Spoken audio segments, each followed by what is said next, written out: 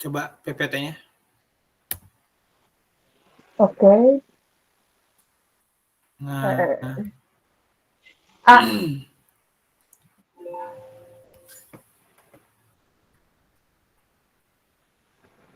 Wait. Di mana? HP-nya aja, Kanita.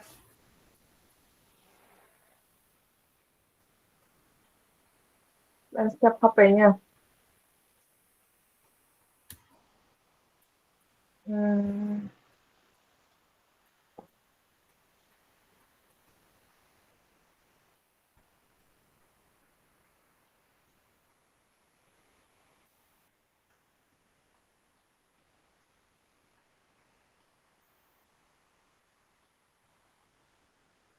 Ada kelihatan, Mang?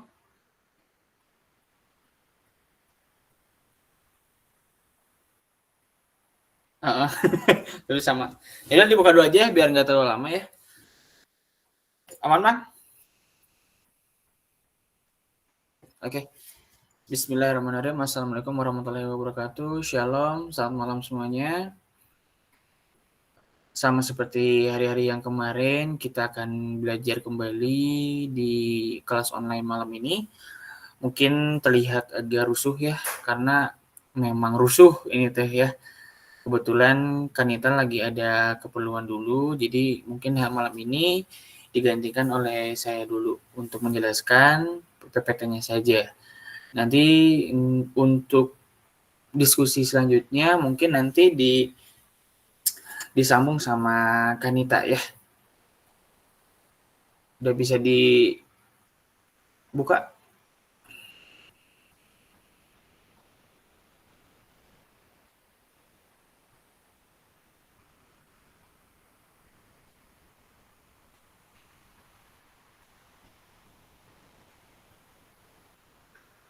Atau ada Anggita di sini? Hadir. Anggita, Ya, minta hadir. tolong coba share screen. Bisa? Oh, boleh. Yap, boleh sebentar ya.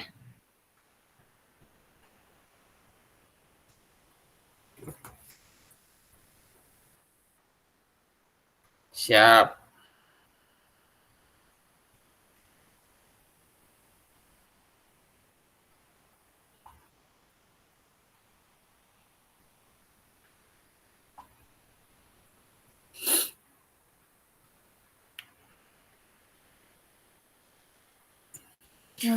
Boleh bagi yang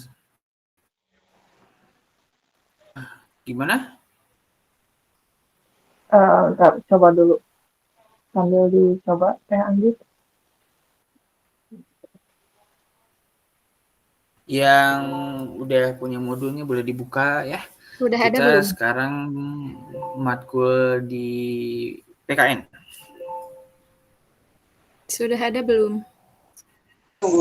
Ada. Sudah ada. Ada ya? Sudah ada. Sebentar. Oke ya, kalau misalnya udah ada, udah kebuka di situ? Ini udah full screen belum, Kang? Aku belum nggak bisa ngeliat soalnya. Oh, teman-teman yang lain ini udah full screen belum? Malah hilang ini hilang. Iya, hilang. Hilang lagi ya? Mas, ada nggak? Belum.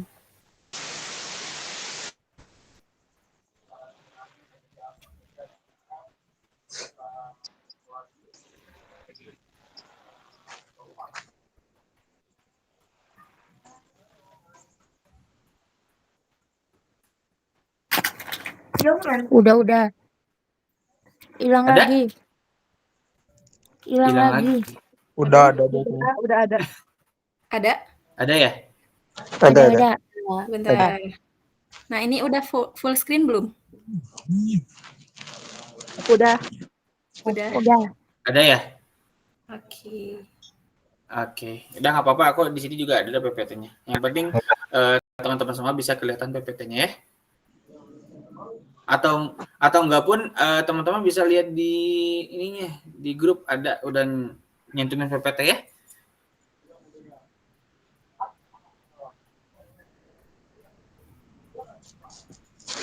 Oke, bisa dimulai?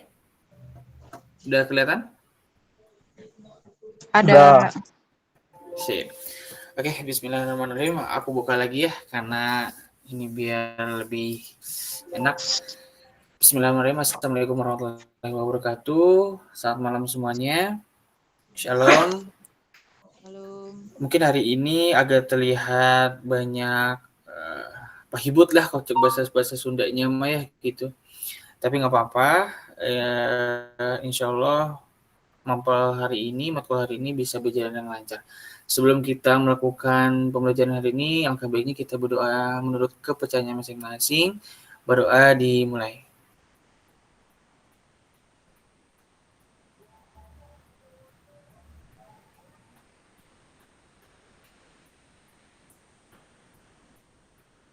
Berdoa dicukupkan.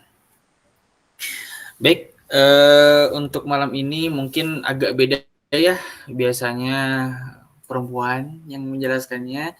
Sebenarnya di sini juga saya bukan ingin dipandang sebagai guru juga enggak, dosen apalagi. Di sini hanya membackup teman kita yaitu Kanita yang nanti mungkin diskusinya nanti bersama Kanita karena kebetulan saya juga ada keperluan yang lainnya, jadi ini harus dipercepat biar teman-teman kita semua nggak terlalu lama untuk menunggu.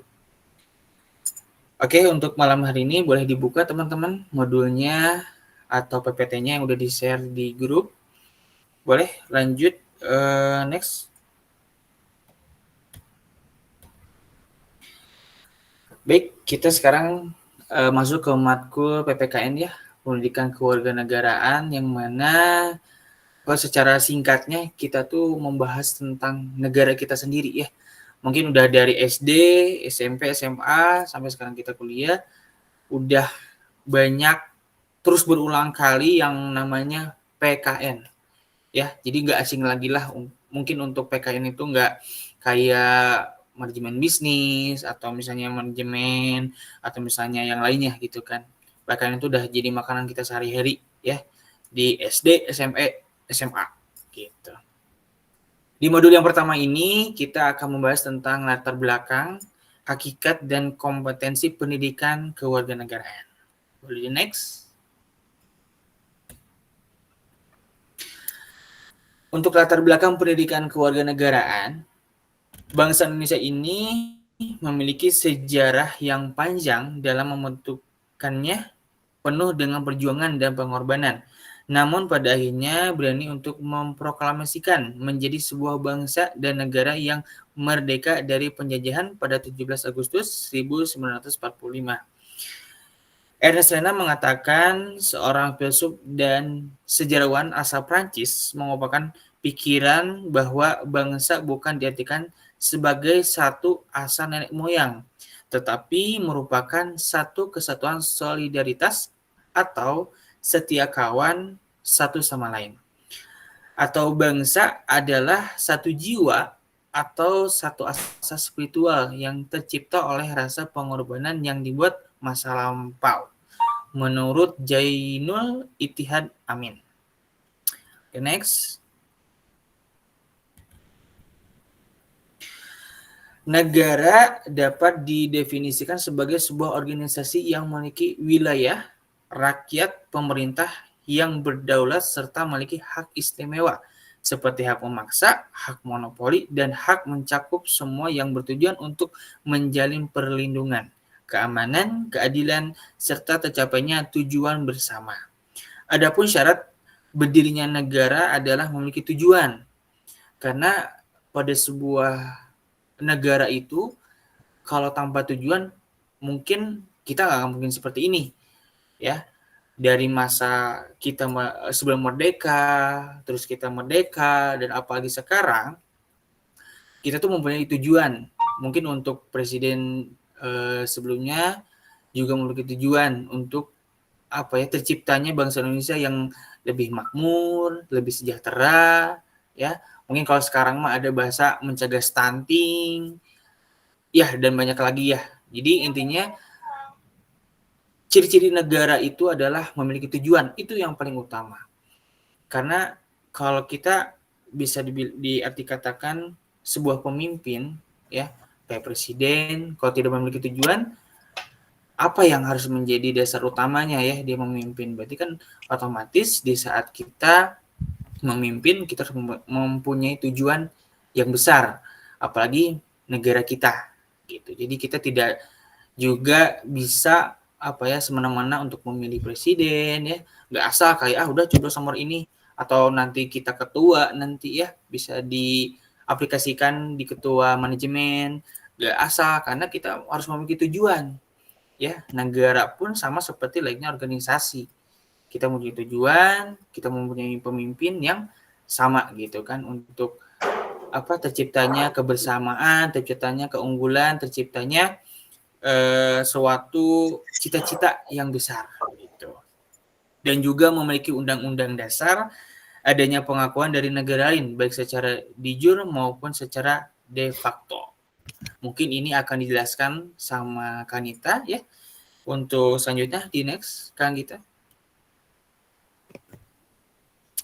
Nah, di sini ada pertanyaan, tahu nggak sih apa itu de jure dan de facto, kan? Setelah berdirinya bangsa dan negara Indonesia bukan berarti tanpa adanya ancaman. Mungkin di next saja, Kang Gita, ini nanti dijelasin sama Kak Nita ya nanti. Kita lanjut dulu. Jadi teman-teman, setelah berdirinya bangsa Indonesia tuh sekarang bukan berarti ancaman ya. Terus kemiskinan yang menghantui itu nggak terhenti sampai di situ saja. Seperti adanya hambatan, gangguan, dan tantangan yang mungkin saat ini bisa dilihat ya, kayak krisis mungkin lapangan pekerjaan mungkin, atau misal dari segi makanan atau dari segi bahan pangan yang mulai naik gitu kan. Jadi tentunya kemerdekaan itu nggak selamanya kita tuh meyakini bahwa kita udah merdeka. Tentunya kita masih banyak kan teman-teman kita yang mungkin belum bekerja, mungkin masih banyak yang berkekurangan. Jadi kita tuh sebenarnya belum merdeka, teman-teman. Nah, bangsa Indonesia juga menghadapi permasalahan yang semakin kompleks. Mungkin jika dahulu perang ya yang dia hadapi musuhnya terlihat nyata gitu kan. Dalam artian nyata di sini tuh face to face gitu. Saya bawa senjata, musuh juga bawa senjata dan kelihatan. Mungkin perubahan pada masyarakat yang dinamis pun dan semakin derasnya arus globalisasi juga dapat menimbulkan permasalahan bagi bangsa Indonesia. Mulanya semangat kebangsaan ya. Kita bisa lihat teman-teman kita, adik-adik kita ya, sekarang kayak kalau upacara mungkin tidak mengenal nasionalisme ya, banyak ngobrol, mungkin banyak bercanda, ataupun dari kultur dari diri kitanya juga gitu kan, tanpa ada rasa cinta tanah air gitu. Terus mungkin bisa kayak ambil contoh ya, ada pejabat nih, dia udah dipilih nih sama negara, akhirnya apa? Korupsi, menipu. Itu kan berarti kan kelemahan sesuatu negara yang pada dasarnya itu kita tuh harusnya cinta tanah air dan kita tuh harus menjaga sebetulnya. Tapi dengan hadirnya sekarang ya pemimpin-pemimpin kita itu sangat miris. Kita berjuang untuk memilih dia misalnya, tapi dia tuh nggak amanah, dia itu nggak bisa dibilang nggak diartikan kata nggak sesuai dengan kampanye-kampanyenya. Saya akan ini, dan toh buktinya tidak ada gitu. Nah, itu bisa dikatakan ya melemahnya semangat kebangsaan gitu, teman-teman. Dan juga ada sikap masyarakat yang individualis ya, terus hedonisme, persekusi, tentu bukan mencerminkan nilai-nilai luhur bangsa Indonesia. Jadi arti katanya di sini banyak warga Indonesia itu yang kulturnya sekarang melihatnya ke luar negeri ya, dari segi pakaian, dari segi cara berbicara kayak lo gua atau gimana gitu kan, yang kalau ini mah jaksal-jaksal banget lah gitu. Jadi bahasanya tuh udah bukan bahasa Indonesia baik dan benar lagi.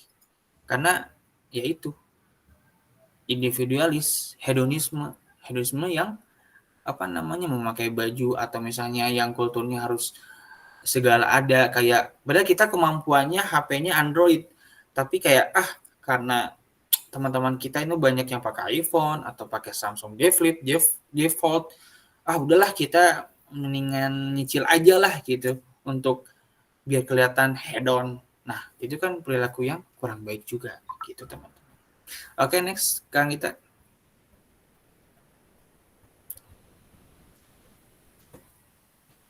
Udah di next? Nah, demi menghadapi ancaman, tantangan, dan hambatan yang akan merusak nilai-nilai luhur bangsa Indonesia yang tercermin dalam Pancasila, maka perlu diterapkan pendidikan karakter dalam pendidikan kurikulum nasional melalui pendidikan kewarganegaraan. Mungkin kalau teman-teman di sini yang pernah merasakan P5 itu, mungkin ada ya, ataupun yang tidak merasakan, ya kalau dulu masih ada kata bahasanya bela negara. Ya, kalau bahasa dulu mungkin bela negara. Kalau sekarang, kalau dari Kementerian Pendidikan itu ada yang disebut P5, yang mana acaranya sama ya, tentang pendidikan karakter, kayak pemimpin yang baik seperti apa, cinta tanah air, yang kita menghormati pahlawan-pahlawan kita untuk selalu dikenang, dan itu menjadikan sebuah cerminan diri kita bahwa pahlawan kita itu susah nih ya, susah untuk mendapatkan kata kemerdekaan itu susah. Makanya dari itu pendidikan di Indonesia itu makanya sekarang diterapkannya P5 ya, bela negara lah kalau kata bahasa dulu mah gitu. Karena kebanyakan anak-anak kita tuh ya, adik-adik kita ya atau adik kita sendiri banyak yang kadang tanggal berapa sih kayak kesaktian Pancasila, mereka nggak tahu apa-apa. Kayak pemuda Pancasila itu siapa, Wage Rudolf Supratman itu pencipta lagu apa, mereka nggak tahu. Makanya diciptakanlah bela negara dan P5 itu, dan dikhususkannya itu kepada TNI, karena TNI itu akan lebih menjurus kepada negara. Begitu teman-teman. Pendidikan kewarganegaraan pada dasarnya itu belajar tentang keindonesiaan, belajar untuk menjadi manusia yang berkepribadian Indonesia, dan menurut Undang-Undang pun nomor 20 tahun 2003 disebutkan bahwa pendidikan kewarganegaraan memiliki tanggung jawab secara ideologis, politik, sosial, moral, maupun hukum untuk membentengi dari ancaman, hambatan, dan tantangan yang akan merusak ketahanan bangsa dan mewujudkan kesejahteraan masyarakat Indonesia seperti yang tertuang dalam Undang-Undang Dasar Negara Republik Indonesia. Mungkin kalau teman-teman bisa melihat UUD ya, pada alinea dari awal sampai hari itu banyak tentang menjelaskan tentang Indonesia ya, khususnya ada ideologinya ya, dari awal itu terciptanya lambangnya, dari segi politiknya, sosialnya, itu semua udah tergabung dalam Undang-Undang Dasar. Mungkin teman-teman kalau punya di rumah atau hafal mungkin bisa dibaca-baca lagi, karena itu kadang kita kalau misalnya ujian pun kadang kalau di sekolah ya itu banyak sekali ya tentang pasal, tentang berapa sih tahun berapa, itu yang perlu diingat gitu kan. Begitu teman-teman. Boleh lanjut Kang Gita?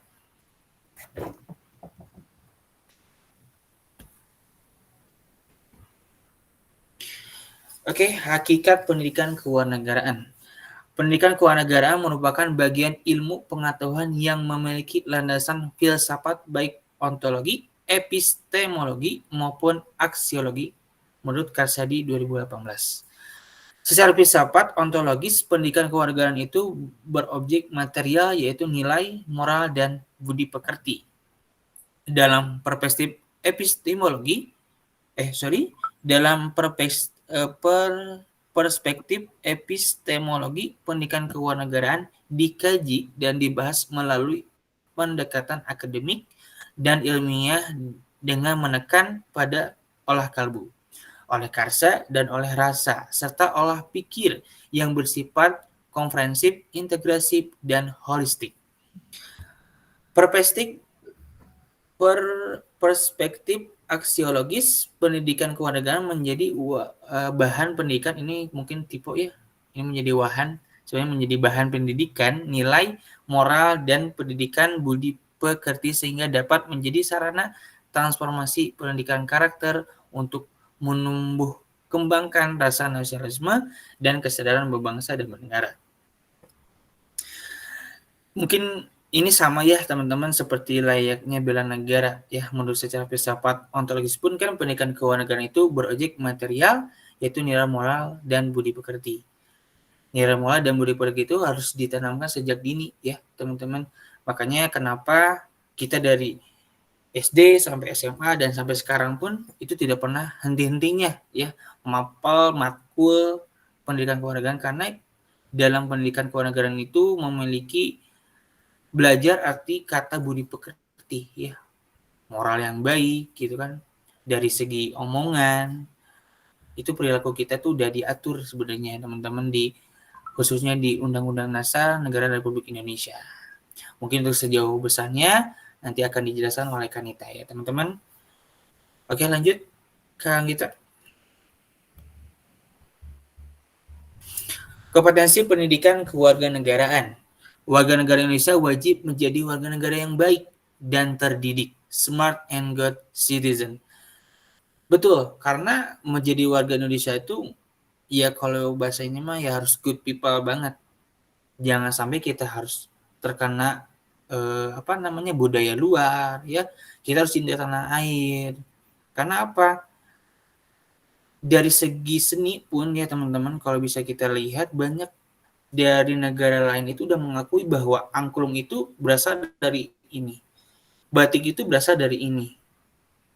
Nah, kita sebagai warga Indonesia itu harus bisa menjaga hal itu semua. Makanya jangan pernah malu teman-teman. Di saat kita acara apapun kita harus memakai batik, itu jangan pernah malu. Karena mau sampai kapan kita cuek terhadap hal itu? Mau gimana kita harus menjadi warga yang baik? Toh kita aja nggak cinta dengan budaya kita sendiri. Kita harus terdidik dari apa?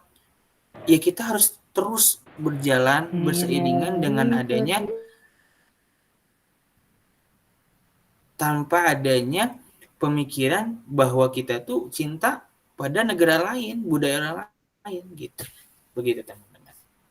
Dan sebagai mahasiswa pun wajib memiliki kemampuan tentang kewarganegaraan dan mampu merekam pengetahuan nilai-nilai dan keterampilan tersebut dalam kehidupan sehari-hari, berpikir kritis, bersikap rasional, etis, estetis, dinamis, dan berpandangan luas. Hal tersebut akan mendukung mahasiswa untuk memiliki kompetensi dasar yang memiliki rasa kebangsaan dan cinta tanah air. Makanya kenapa kita sebagai mahasiswa harus berpikir kritis? Ya kita harus melihat ya bahwa bangsa Indonesia ini akan semakin banyak tentang istilahnya teknologi itu akan semakin canggih. AI segala macam itu udah menjadi makanan kita sehari-hari nanti. Dan mungkin anak cucu kita nanti bakal lebih dari itu. Makanya dari itu kita harus secara kritis, jangan sampai kita bisa dikatakan kayak mudah terkena hoax ya. Sebagai mahasiswa itu jangan sampai mudah dengan hanya sekelibat kita scroll nih di Instagram misalnya, kayak wah ini berita apa nih, kita langsung percaya. Nah kita nggak boleh, kita harus berpikir kritis, ada apa dan harus ditelusuri lebih jauh. Begitu teman-teman. Mungkin kalau ada yang tidak mengerti nanti boleh kita diskusikan kembali. Lanjut, next Kang Gita.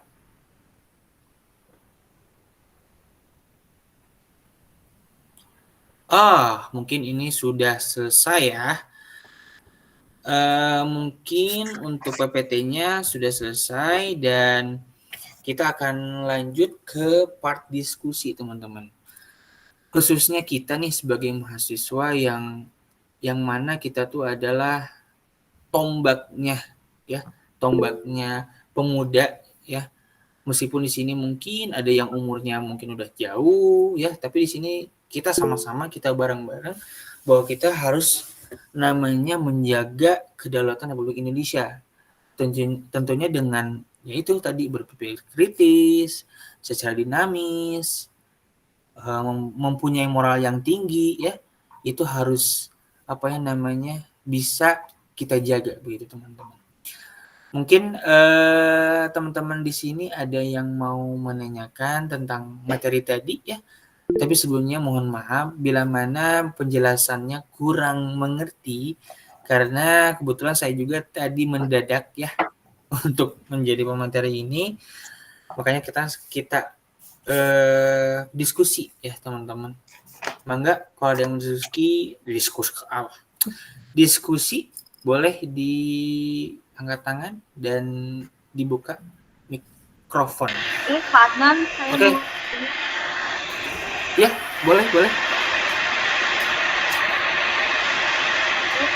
saya lihat. Ya. Kanan maaf, tadi boleh dijelaskan lagi kanan yang bicara soal sahabat favorit yang maksud itu saat ini pemuda kita jadi kurang rasa rasionalitas. Bagi saya, Anda tadi berbicara pemuda Pancasila, itu saya tidak. Kok ada pemuda Pancasila? Hah? Oh iya, nanti salah berbicara ya. Sebenarnya saya nggak ada urusannya ya dengan pemuda Pancasila. Itu mungkin pemuda yang harus mengerti tentang Pancasila ya. Tolong mohon dimaafkan, ini sangat belibet mukanya karena ini sudah nelpon nih, sumpah. Ya maaf ya, kanan aku ngakak nih Pak. Nggak apa-apa. Aku nggak menjadi suatu gimana karena si Mami mata benar. Ya mohon maaf ya teman-teman sebelumnya tadi ada ya kita juga benar. Tapi benar ada benarnya. Karena apa? Kita harus pemuda Pancasila itu adalah pemuda yang harus terus menjadi pedomannya Pancasila. Nah, pemuda Pancasilanya itu harus kita tuh harus terus. Benar pemuda Pancasilanya mah. Cuman kalau untuk organisasinya ya yang sekarang mungkin kita lihat loreng itu salah. Itu kebanyakan yang berdebu ya. Yang ya itu mah yang di jalanan itu salah. Tapi kok yang menjadi dasar utama pemuda Pancasila itulah pemuda itu harus mengerti tentang Pancasila. Jangan sampai kita kayak ketuhanan yang Maha Esa. Itu satu ketuhanan yang Maha Esa tapi kita tidak tahu Tuhan kita siapa. Ya mungkin dari segi agama kita mungkin yang agama Islam mungkin sholatnya belang betong. Kan di Pancasila sudah tertera. Kalau ateis itu ya silakan kembali ke dirinya masing-masing karena di sini sedang membahas tentang pemuda Pancasila, bukan pemuda ateis. Ya, jadi harus di-cut, oke? Biar kita menjadi mahasiswa yang berpikir kritis, bukan menjadi mahasiswa yang hanya seatas ceplos-ceplosnya saja. Begitu, kan dia ya. Sebelumnya mohon maaf kalau tadi ada. Iya, sorry ya kalau tadi ada sepelesetan pemuda Pancasila. Tapi sebenarnya itu harus ya. Kita harus mengenal Pancasila dan kita harus ada organisasinya di sini. Betul. Nggak masalah organisasinya nggak masalah, tapi mungkin oknumnya yang bermasalah begitu teman-teman. Iya. Ya ada yang ditanyain lagi? Kang Adnan, aku mau nanya. Boleh. Kang, aku mau nanya. Ya.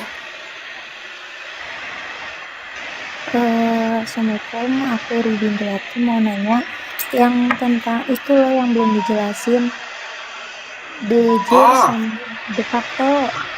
Oke. Oke. Itu akan dijelaskan oleh Kanita ya untuk lebih jauhnya dan mungkin untuk selanjutnya yang akan disolusi itu adalah Kanita ya. Begitu. Nanti Karibi akan dijelaskan oleh Kanita. Kanita ada? Halo.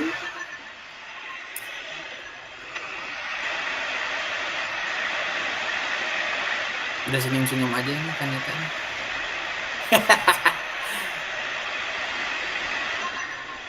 Oke. Belum dibuka mungkin. Oh siap. Oke, maaf. Si Langsung dijelaskan aja kan? Boleh langsung aja gaskin. Awas arti kata bahasanya ya, jangan sampai terpeleset dan akhirnya tidak bisa menjawab. Sekarang Kita boleh terpeleset tapi kita harus bisa menjawab. ada Oke? polisi kalimat ya guys ya. Itulah. Nah Ada dia polisi kalimat, nggak apa-apa. Tenang. Ya, mungkin sebelumnya mohon maaf ya karena saya itu adalah laki-laki panggilan. Jadi mungkin akan dilanjutkan lagi sama Kanita. Udah siap ya untuk belajar diskusinya. Tadi mungkin jadi tadi itu maghrib tuh ada sedikit problematik ya. Kanita ada sesuatu jadi makanya saya yang ambil alih dan akhirnya terpeleset dengan pemuda Pancasila. Ya, tidak apa-apa. Mungkin segitu, mohon maaf kalau misalnya ada kata-kata yang salah. Terus enjoy teman-teman. Saya juga nanti akan gabung di HP sambil saya berjalan. Begitu, mungkin ada kalam. Wassalamualaikum warahmatullahi wabarakatuh. Dia akan dilanjutkan oleh Kanita. Terima kasih banyak teman-teman. Ya. Oh, Kanita. Bismillah, oke. Sebelumnya makasih banyak Kang, kerjasamanya, bantuannya, backupnya, sama-sama mendadak. Jadi dimaklumi kok.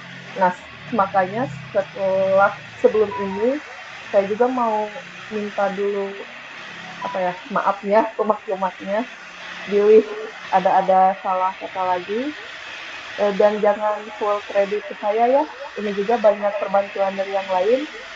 Hari ini yang ngisi materinya kebetulan pada luas penghalangan. Makasih buat Kak Anggita, Kang Adnan, Bang Isna. Oke, lanjut aja di keburu malam. Tadi teh sama Teh Lydia soal de facto sama de jure. Iya teh, jangan Perbedaan. cepet-cepet ya teh. Oh, siap. Perbedaannya teh? Perbedaannya. Penjelasannya. Penjelasannya. Siap. Untuk penjelasannya sendiri, kalau dari buku tuh kebetulan nggak ada. Jadi izin searching di Google, kalau menurut di internet mah jadi de jure sama de facto tuh suatu pengakuan untuk negara. Jadi kayak mau ada negara baru nih, berdirinya suatu negara, itu perlu ada pengakuannya, baik secara de facto atau de jure. Nah, de facto itu sesuai namanya secara fakta pada kenyataannya, atau simpelnya mah de facto itu adalah suatu pengakuan selama negara tersebut memiliki wilayah, rakyat atau masyarakat atau bangsa, dan pemerintahan yang berdaulat meski belum diakui secara internasional, secara resmi gitu oleh banyak negara, secara norma hukum dan lain sebagainya. Kalau de jure itu sudah pasti tingkatan pengakuan yang tertinggi karena sudah diakui secara hukum internasional. Nah, untuk saya sendiri, kalau de jure itu udah banyak ya, kayak Amerika, Indonesia juga alhamdulillah sudah diakui secara de jure. Kalau de facto itu yang paling terkenal ada negara Taiwan sama Palestina, itu baru diakui secara de facto. Kayak gitu paling teh. Ada lagi yang belum mengerti, boleh ditanyakan lagi aja. Jadi kurang jelas atau gimana? Berarti kalau Palestina itu belum diakui secara apa tadi teh? De jure, secara hukum internasional. Gitu. Jadi masih banyak yang Oke, mantap. kalau mau menambahkan boleh ya. Sangat terima kasih sekali. Mangga Rian. Iya, menanya boleh. Boleh silakan. Ya, ini sama siapa jawabnya, sama Isna atau Teknik? Sama Teknita. Saya mah sebagai lah. Jubir. Sebagai jubir. Sebagai pokoknya mah. Ya, sebelumnya dengan kami serial ya. Selamat malam semuanya. Kalau misalkan agak-agak berisik karena memang depan kosan saya banyak yang bahas. Kalau misalkan Pancasila adalah apa sih tadi? adalah saya apa sih? Syarat bukan syarat utama sih ya, lebih ke apa sih namanya ya? Pedoman utamanya Indonesia gitu ya. Pancasila transparan, adil dan Nah, tapi masih di Indonesia itu masih banyak kasus-kasus ini contoh aja ya, kasus-kasus yang apa sih namanya, menjadikan politik susah, ibadah di rumahnya dipergokin sampai dibebaskan, diancam dibunuh, diancam dibakar, sampai diteriak-teriakin sama ASN, itu kok masih ada, dan negara tuh masih kayak membiarkan gitu, kayak udah bodo amat gitu, tentang di negara gitu mayoritasnya gitu kan. Nah, itu kayak gimana sih, otomatis kan ya itulah yang kita perangi, ya itulah yang jadi apa sih namanya, penghambat atau apa ya, ancaman besar gitu untuk kokohnya Pancasila.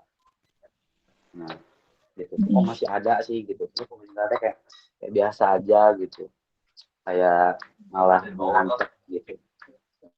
Malah apa? Jadi kayak kasusnya tuh gitu. Gimana? Punten kurang Ya, jelas. gimana? Suaranya putus-putus barusan.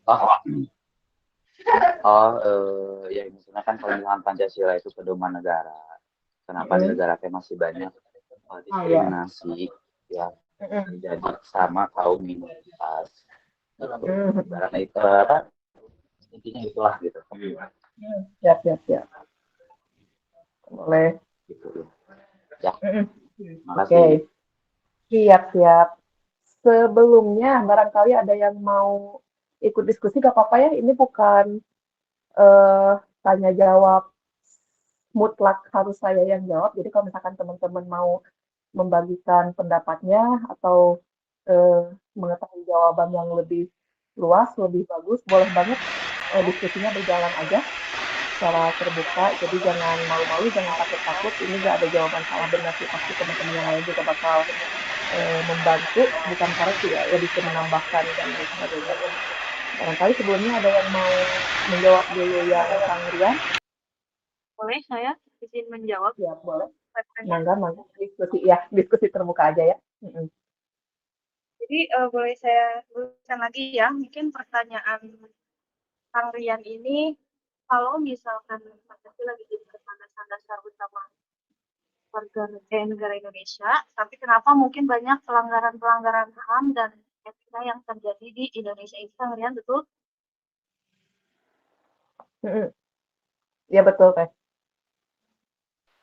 Ya betul sekali. Nah, balik lagi kepada oknum-oknum yang ada di ini. Oknum-oknum pejabat, oknum-oknum pemerintah. Yang kita balik lagi, karena memang walaupun ada hukum di negeri ini yang sifatnya mutlak, tapi tetap aja kita ini nggak bisa mengatur satu-satu manusia, dan terutama pemerintah yang menegakkan itu, kita nggak bisa mengatur satu-satunya untuk bisa seideologi dengan kita. Dan memang pada kenyataannya,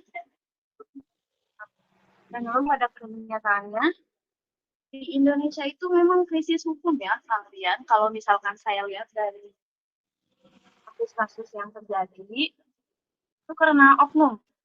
Utamanya itu karena oknum yang kurang dalam berwawasan, kurang dalam memanusiakan, nah seperti itu. Walaupun ada hukum yang terjadi, namun di sini ya, menurut saya di Indonesia ini cenderung ke hukum yang ini nih, yang tumpul ke atas dan runcing ke bawah.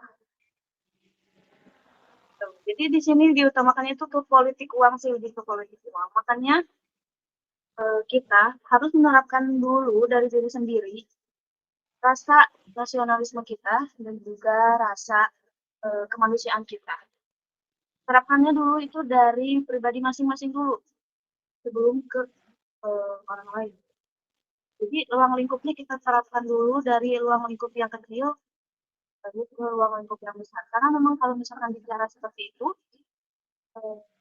walaupun kita sudah berdemonstran ya, sudah banyak nanti dari pemerintah juga, kalau kita nggak punya basic apa-apa, semua itu nggak akan benar.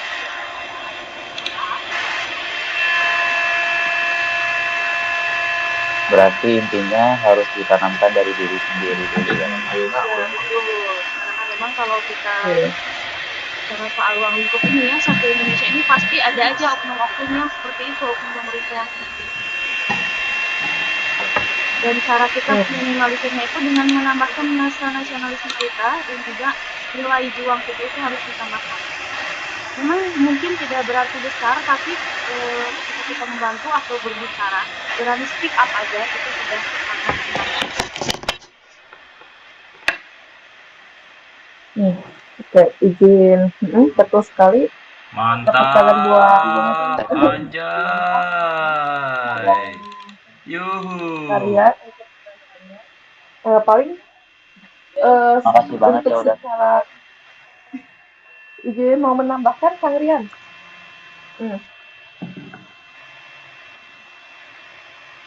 Apa ya? Kalau ditanya kenapa dan bagaimana solusinya, secara Kalem teh, ulah mau kan, santai, punten. ya Allah. Wah. Gempa lokal, maaf.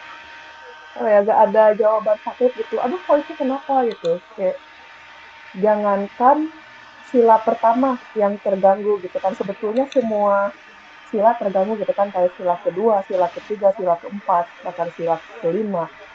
Dan justru mirisnya yang mengganggu atau yang tidak menjalankan sila itu sendiri, bahkan dari pejabatnya sendiri gitu kan, itu mirisnya di situ gitu.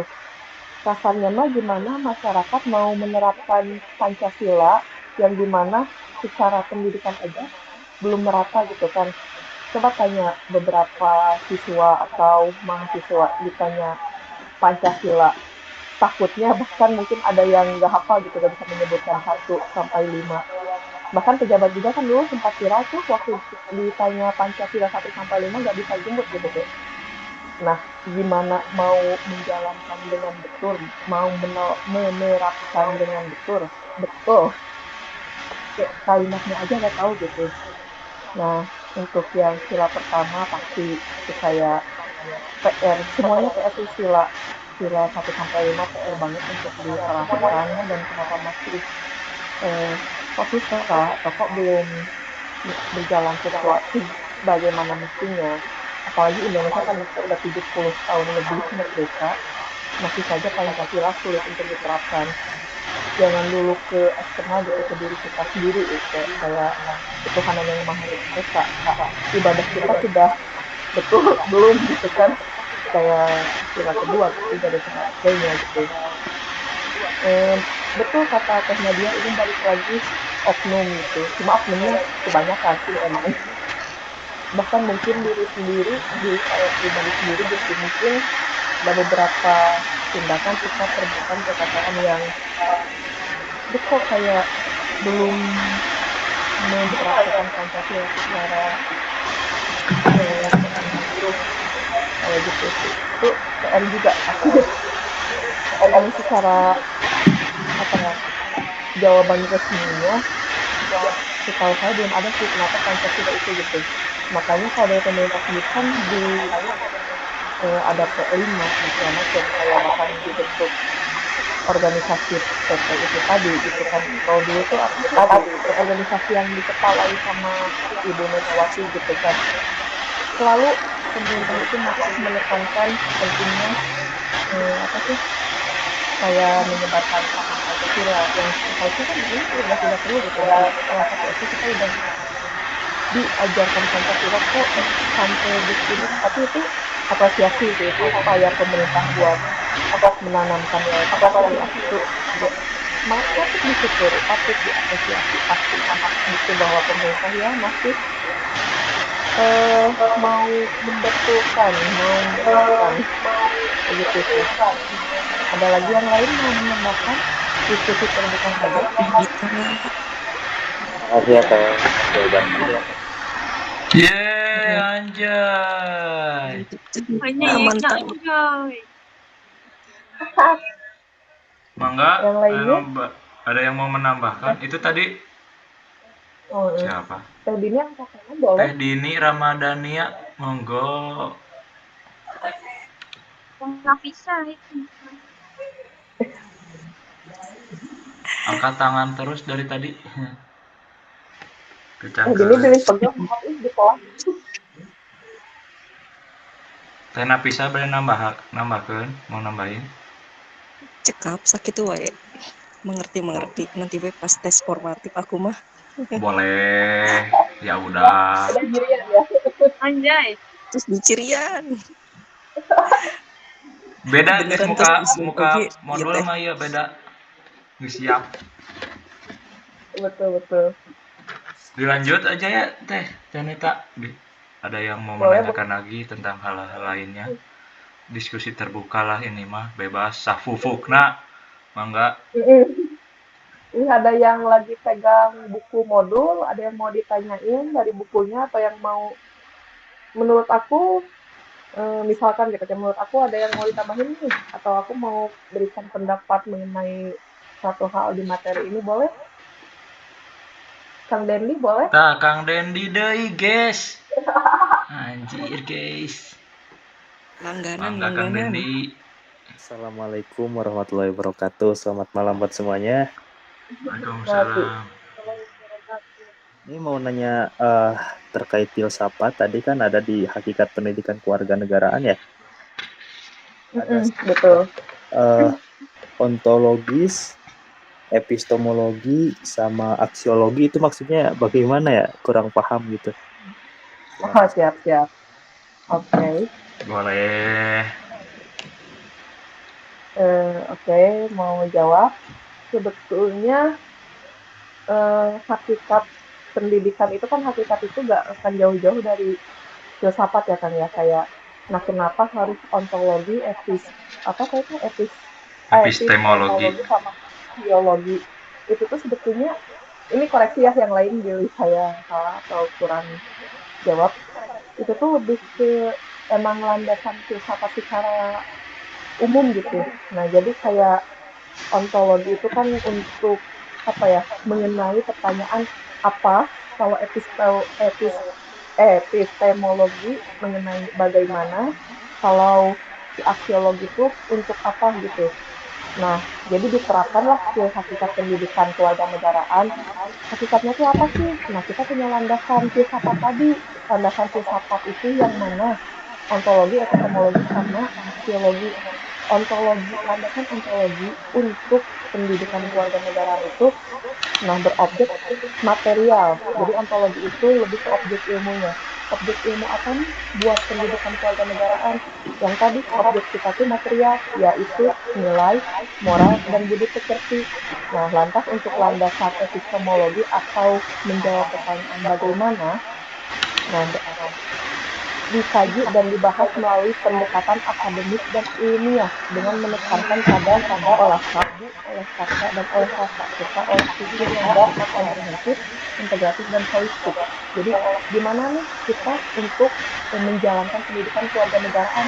Itu tadi kayak pendekatan nah kalau untuk aksiologinya atau menjawab pertanyaan untuk apa tujuan ilmu si pendidikan kewarganegaraan itu, tujuannya yakni menjadi wahana pendidikan, nilai moral dan budi pekerti, seperti itu kan. Jadi template atau landasan filsafat secara umum. Jadi di dalam studi atau ilmu manapun, landasannya pasti berdasarkan ontologi, epistemologi, sama aksiologi gitu. Nah kebetulan yang pendidikan kewarganegaraan berbasis objektif, material, epistemologinya dengan pendekatan akademik, aksiologinya eksistensi dan urgensi pendidikan. Tujuannya itu eksistensi pendidikan kewarganegaraan. Nah kalau balik lagi dijawab kenapa kita tujuan dari pendidikan kewarganegaraan itu apa sih?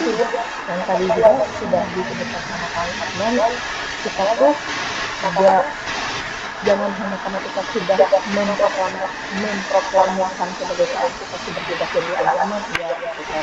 Ancaman itu kalau sebelum proklamasi kemerdekaan tadi secara nyata ada senjata dan di depan mata. Kalau sudah proklamasi kemerdekaan itu tuh lebih kompleks ya. Bahkan ada quote terkenal kan dari Pak Soekarno gitu, kayak perjuangan tuh lebih mudah melawan penjajah, perjuangan kalian lebih susah jangan ya berhadapan dengan bangsa sendiri gitu. Itu aja sudah apa ya, ada pemikiran depan perjuangan kita tuh bakal lebih sulit loh gitu. Jadi jangan amarkan aja gitu kita sudah menyatakan kemerdekaan gitu. Nah, untuk menjawab tantangan dan ancaman itu dibuatlah pendidikan kewarganegaraan itu baru ancaman satu secara dari bangsa sendiri. Sedangkan lebih umumnya kan globalisasi itu kan kayak gimana caranya kita mengkomunikasi terhadap ya punya nilai-nilai Indonesia gitu yang hukumnya adalah negaranya kan Pancasila gitu. Globalisasi itu oke, itu bagus gitu kan, dimanapun kita jangan sampai tertinggal secara ya teknologi dan sebagainya gitu. Masa negara lain menggunakan teknologi kita tertinggal gitu kan. Nah, tapi jangan sampai pengaruh negatif dari luar tuh ikut diserap juga. Haruslah pilah-pilah gitu. Yang bagus ya kita praktekkan, yang kurang bagus secara adat ketimuran, norma-norma dan istilah Indonesia ya hindari gitu kan. Jadi ya baik lagi antropologi, epistemologi sama filologi itu landasan filsafat secara umum gitu kan. Apa kurang jawabnya sudah paham teman-teman? Sangat jelas Kak, terima kasih. Mangga Kak Acah-Acah yuk. Boleh, mangga teh. Ini Kang, ada yang mau Kak. nambahin?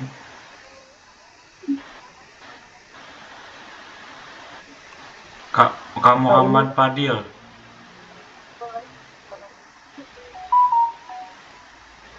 Turun lagi tangannya. Bagus. Boleh, Kak Natasha. Oke Kak, Assalamualaikum warahmatullahi wabarakatuh. Waalaikumsalam. Aku Nanas ya Kak, mau tanya akibat kalau misalkan suatu negara tuh nggak dapet pengakuan dari negara lain tuh apa aja sih gitu. Kan biasanya ada faktor-faktornya ya yang bikin suatu negara tuh tidak mendapatkan pengakuan dari negara lain. Aku mau tahu gitu sih, kan aku lihat di Google kayak dapat sih jawabannya, cuman maksudnya pengen dapat penjelasan secara rinci gitu ya. Pengen secara rincinya gitu, jadi biar ngerti gitu. Makasih sebelumnya Kak. Siap. Makasih Kak. Yang lainnya boleh aku ikut diskusi aja. So guys, diskusi bareng-bareng aja. Emang Nijar guys masuk dulu ya, resep juga nak. Anjay. Di sini kami sebagai dosen yang jawabannya mutlak benar, jadi diskusi aja, belajar bareng-bareng. Pilih yang lain nih, kayak aduh aku mau jawab tapi keduluan wae atau Nika ngomong wae gitu. Boleh yang lainnya. Mangga. Kak Acah-Acah dari tadi angkat tangan tuh cangkul. Jawab nggak? Boleh atuh, diskusi aja. Siapa tadi Kak Acah? Kalau menurut saya, tengah lihat. Mungkin dari sebenarnya itu mungkin negaranya itu jadi dikecilkan ya. Kalau misalkan terjadi suatu konflik atau terjadi masalah di negara tersebut, contohnya nih nanti negara internasional lain seperti organisasi internasional lain seperti PBB ini tuh jadi tidak akan terlibat dalam masalah negara kita yang tidak diakui juga.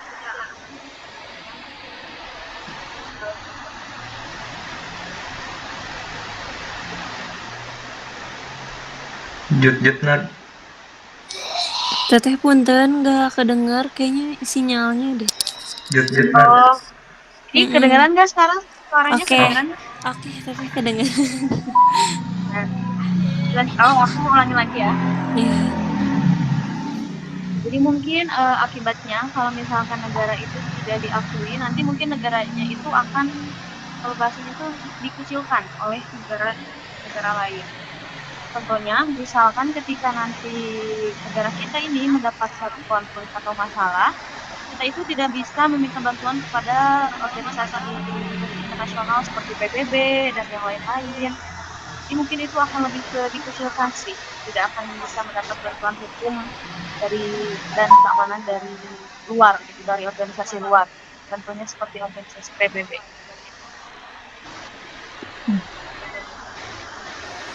Oke. Makasih Teh Nadia. Ini udah aku tulis. Cara rajin banget. Yang lainnya boleh. Ada yang mau menambahkan ya Teh Nita?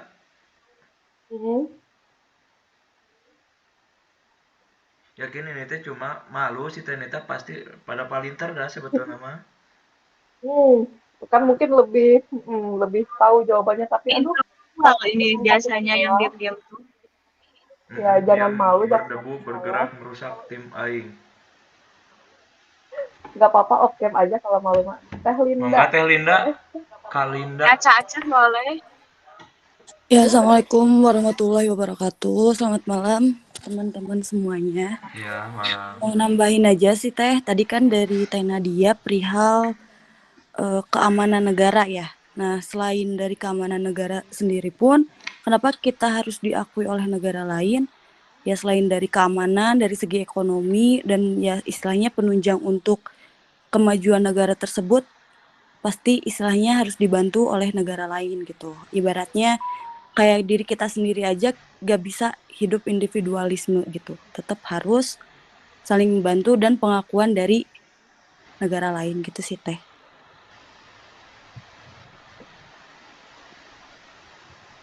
Betul. Bagus Teh Linda, makasih banyak. Yang lainnya boleh. Jangan malu-malu, jangan takut-takut. Ya sok, mantap ya. Kalau can mere emot. Nah, poho can mere emot guys. Tekanan terus dari tadi boleh. Sok yang lainnya aku mah sebagai di sini teh. Jadi santuy. Betul sih kata Teh Nadia. Jadi dampak negatif dari gak diakui secara de jure itu pasti itu dikucilkan. Jadi gimana ya, kayak gak bisa ikut kontribusi untuk permasalahan dunia atau bahkan minta bantuan gitu kan. Kayak organisasi dunia kan ya secara umum ada PBB, ada juga kan kayak Bank Dunia dan segala macam. Seringnya kan negara kayak misalkan butuh keuangan, pinjam ke Bank Dunia, dan ini koreksi ya. Tapi kalau misalkan negara yang belum diakui secara jujur, terbatas gitu, kayak gak bisa aja atau susah menurut ini mah. Jadi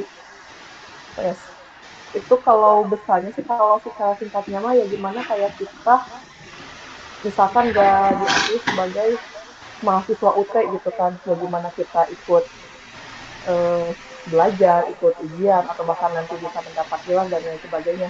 Kita aja gak diakui sebagai mahasiswa UT gitu misalkan, ini macam simpelnya. Jadi pengakuan dari internasional atau dari luar tuh sepenting itu gitu. Makanya disebut pengakuan tertinggi sebagai suatu negara, juga cuma de facto. Jadi gak cukup cuma ada wilayah masyarakat yang berdaulat. Nantinya kan nasibnya kayak ya Taiwan sama Palestina itu gitu, kayak susah bersengketa Taiwan dengan China gitu, Palestina dengan itu jadi sengketa terus nggak bebas gerak gitu. Jadi hak dan kewajiban di masyarakat internasionalnya itu terbatas. Gitu. Ada yang mau menambahkan lagi? Yang lainnya boleh. Jika ada yang mau menambah, ingat tidak semuanya benar.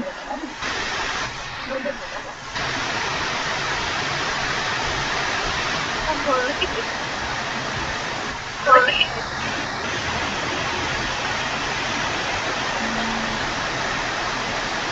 Atau ada yang mau ditanya lagi, ada yang mau ditanya lagi, silakan mau ditanya lagi.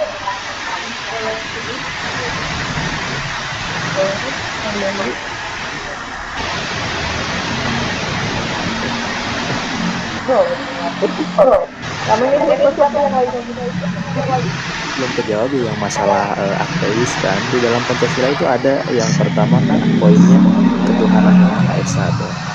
Ketuhanan yang Maha Esa. Di Indonesia ada 5 ya agama yang diakui. Nah, buat orang yang ateis itu agama di sini sebagai apa sih namanya? Agama di dalam Pancasila itu hak atau kewajiban. Kan kalau misalkan kewajiban setiap warga negara harus beragama, ateis nggak bisa hidup di Indonesia. Faktanya ateis banyak sekali di Indonesia. Jadi bagaimana itu? Apakah ateis itu melanggar Pancasila atau Pancasila dapat dimaknai secara lain? Terima kasih. Siap. Izin jawab, kebetulan ini pernah baca liputannya dari CNN atau apa gitu lupa. Secara gimana ya? Tindaknya mah wayahna gitu. Selama kita hidup di Indonesia ya harus mengikuti hukum yang dibuat gitu. Termasuk Indonesia cuma mengakui 5 agama ya wayahna gitu. Nah, terus agama-agama yang lain termasuk ateis gimana? Ada kok kayak agama sepuh Sunda Buhun, Sunda Saruhun. Yang itu Sunda Wiwitan. Terus Yahudi juga ada yang di Indonesia, Yahudi ateis juga ada. Nah, terus mereka hidupnya gimana? KTP-nya wayahna harus pilih salah satu dari 5 agama yang diakui. Jadi nggak apa-apa di KTP-nya Islam, tapi pada faktanya itu sebetulnya mempraktekkan agama yang dipercayainya gitu. Itu ateis. Ya, meskipun KTP-nya Islam, tapi ya bahkan ada sinagog di Indonesia gitu. Itu bukti sebetulnya ya satu yang memperbolehkan nggak apa-apa selama secara resmi kependudukan wayang harus pilih 5 agama itu gitu. Ini nggak bisa di depan lagi nggak bisa apa-apain lagi. Bahkan kan kayak Sunda Wiwitan itu sampai ngajuin ke protes banding ke negara supaya ya diakui gitu. Oke lah, nggak harus spesifik Sunda Wiwitan, tapi ya agama lain atau sebutan istilah lain selain 5 agama kayak Islam, Kristen, Katolik, Hindu dan Buddha lainnya begitu. Bahkan kan Konghucu juga ada, Konghucu di ini sih diakui. Nah itu sih ada liputannya di CNN gitu kayak keputusan Sunda Wiwitan sama kehidupan Yahudi di Indonesia yang mereka mau gak mau harus pilih agama untuk KTP-nya aja gitu, nggak maksa harus lu Yahudi gak diterima di Indonesia meskipun ya mungkin kebanyakan orang gak terima, tapi ya paham gak ya bingung mau jawabnya gitu Kang Dedi gitu. Ya ada Sebenarnya bertentangan oke gitu kan kalau lihat sekarang sama aturannya susah diterapin gitu. Betul, karena memang untuk ateis itu nggak diakui. Tapi balik lagi, kita nggak bisa mengatur semua orang untuk mengikuti agama apa. Tapi untuk dalam sistem perundang-undangan memang itu disebutkan. Pancasila di sini sebagai pengatur berkas atau bagaimana sih sebenarnya? Lebih ke iya kayak itu cuma gimana lagi gitu dari sudah disebutkan hanya mengakui 5. Mungkin kedepannya di pemerintahan baru walau alam atau bahkan mau mengakui agama atau kepercayaan lain, siapa tahu gitu ya. Ini masih jadi perdebatan sih. yang saya baca atau yang saya tonton di bacotannya itu Kang Wijar Teh Wibi Kang Asep mau menambahkan nggak? Saya buka aja gitu. Assalamualaikum. Teknika aku mau menambahkan sedikit jawaban tentang pertanyaan Kang Dindi. Sebelumnya aku pernah dengar pertanyaan itu saat aku waktu SMA. Jadi materi ini tuh udah bersinggungan tentang materi apa yang kita sebutkan. Kita tuh warga negara itu memiliki kewajiban dan hak. Jadi kita tuh punya kewajiban. Nah, untuk memeluk agama itu termasuknya dalam hak. Kita bebas memeluk kepercayaan apapun itu karena kita mempunyai hak. Kalau misalkan memang sih benar yang dikatakan Kamita sama siapa Nadia kalau nggak salah ya, yang ada di Pancasila itu yang diakuin cuma 5, tapi balik lagi kan kita bebas ada di undang-undang apa gitu ya, pokoknya semua warga negara bebas memeluk ajarannya masing-masing. Dan itu tuh ya begitulah pokoknya hak, pokoknya itu bukan kewajiban. Itu aja sih, terima kasih, maaf kalau nggak jelas. Nggak apa-apa. Itu memang hak kewajiban ini hak semua orang untuk memilih agama. Untuk sekarang ini belum diakui. Ateis itu bukan agama tahu. Bukan, tapi itu hanya style mereka. Ateis itu nggak akan pernah diakui dimanapun juga. Ateis itu kepercayaan nggak sih, bukan agama. Bukan kepercayaan. Ateis itu kayak orang yang bertentangan dengan agama, ngerti nggak sih? Kayak dia tuh nggak percaya dengan adanya Tuhan. Lain halnya dengan stoicism. Bang Nijar. Kalau stoicism itu orang yang percaya Tuhan tapi tidak dalam bentuk apapun. Kalau Ada dua Illuminati sebenarnya. gimana, Kak? Sebenarnya ada dua. Ada ateis, ada stoicism. Tahu Choki Pardede nggak sih? Choki Pardede itu adalah penganut. Nah, Choki Pardede itu penganut stoicism. Stoicism itu dia percaya adanya Tuhan, tapi dalam bentuk apapun dia masih memperbesar kemungkinan gitu. Tapi tidak beragama, ngerti nggak sih? Kayak mungkin Tuhan tuh bentuknya sepeda motor, atau mungkin bulan, atau mungkin sendal.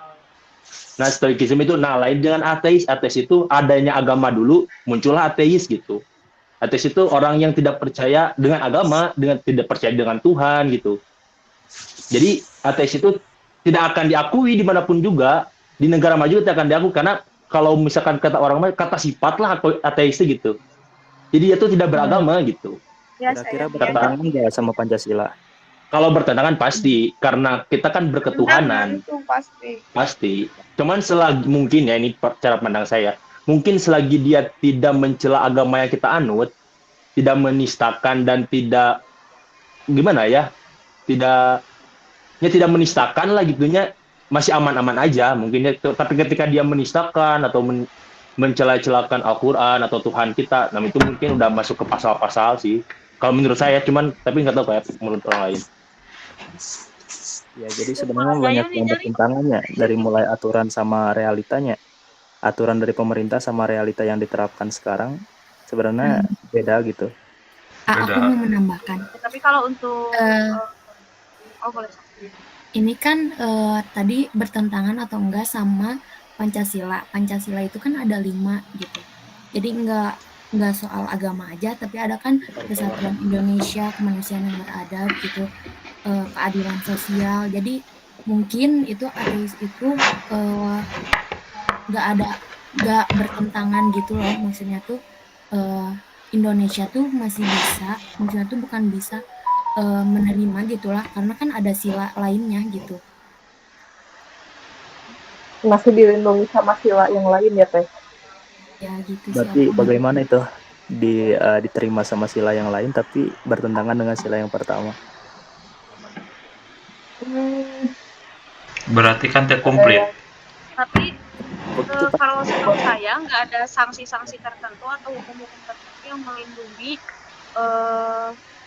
sebutlah kaum ateis itu nggak ada sih. Tapi kalau untuk HAM dan personal itu ada. Cuman untuk sanksi-sanksi tertentu kayak melindungi ateis atau hukum tentang ateis itu nggak ada sih, tahu aku. Tolong koreksi ya kalau Boleh. Kang Aban Kang, itu? permisi Kakang Teteh, saya pengen menambahkan atau bisa dikatakan juga meluruskan mungkin ya. Tapi bisa Mangga.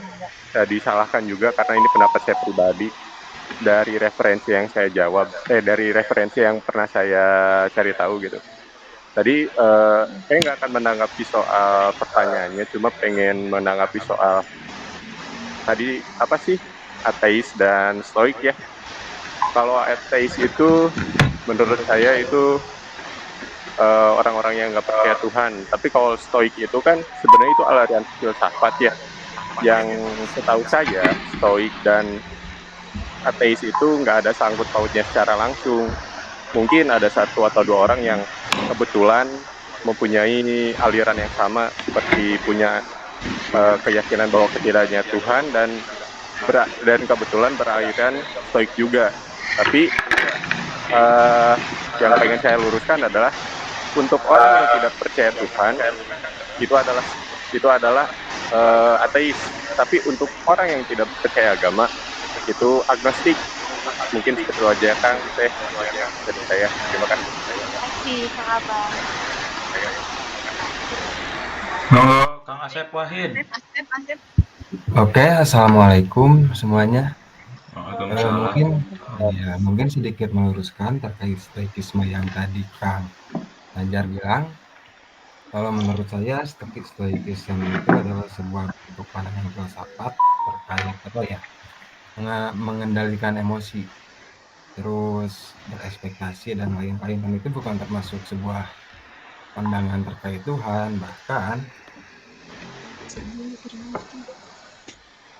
bahkan kalau dibilang memeluk agama terkait stoikisme itu nggak ada gitu. Jadi stoikisme itu sebuah filsafat tentang mengatur diri kita, bahkan yang beragama pun, bahkan beragama yang Islam, yang Kristen itu sama-sama mengandung stoikisme itu gitu, yang menganut stoikisme itu gitu. Mungkin seperti itu. Terima kasih. Iya. Salah tadi aku agnostik bukan stoik. Salah. Aman Bang Ijar. Kalem. Kalem manajer, kalem. Ma di bui ya. Nilo waskiu Ijar. Meniru waskiu. Ijar kenaonnya? Stoik itu yang nggak percaya. Mau menambahkan? Bukan sih. Sok mangga siapa yang menambahkan itu? Agnostik itu yang tidak percaya Tuhan tapi percaya sains gitu kan? Jadi karena mereka menganggap bahwa Tuhan itu kalau setahu aku apa sih agnostik ya? Agnostik itu kalau setahu saya ya, ini ya, sangkal aja. Agnostik itu percaya Tuhan dia ya, tapi tidak beragama gitu. Ngerti nggak sih? Kalau kita kan percaya nih, kita beragama Islam. Tuhan kita Allah. Nah, kalau agnostik itu dia tuh percaya adanya Tuhan, tapi dia tidak beragama. Kalau kata Coki Pardede ya, dia kan itu agnostik. Tapi dia tuh misalnya gimana ya? Masih membesar Ulangi gas gananya. Masih membuka kepalanya, memperbesar kemungkinan untuk berketuhanan, untuk beragama gitu nggak sih? Jadi perjalanan religi lah.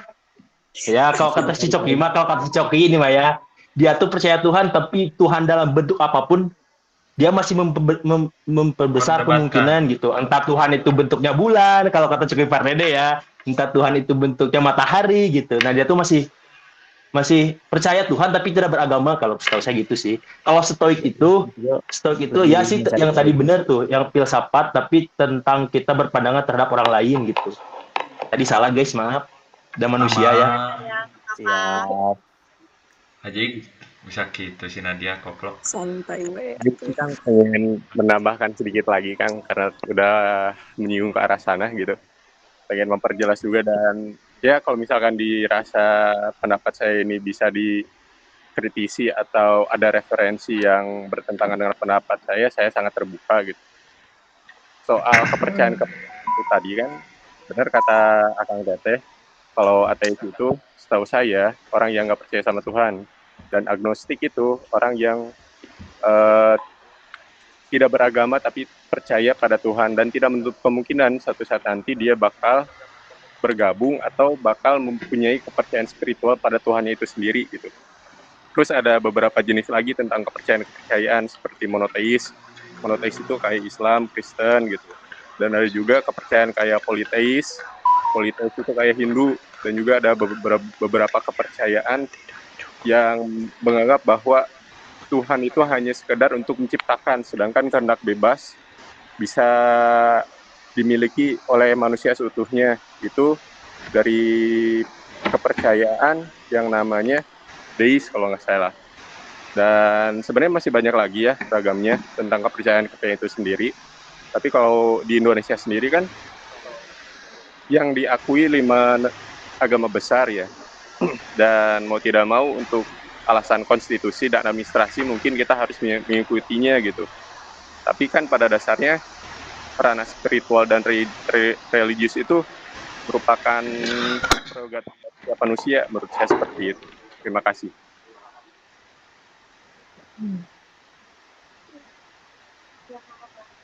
Kayak lebih di tengah gak sih?